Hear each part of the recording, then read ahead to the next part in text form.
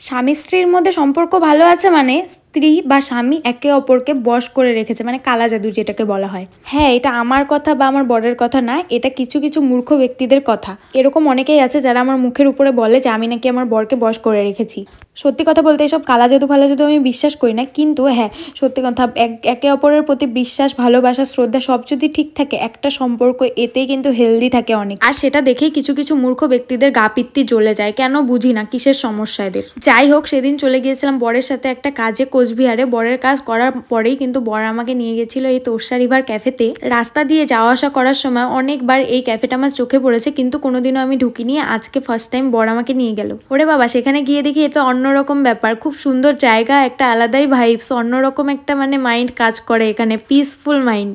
Birthday celebration করার জন্য, একান্তে সময় কাটানোর জন্য এই জায়গাটা একদমই পারফেক্ট। তবে সেটা অফ সিজনে, সিজন ওয়াইজ কিন্তু এটা আর কি জানি না কি হয়।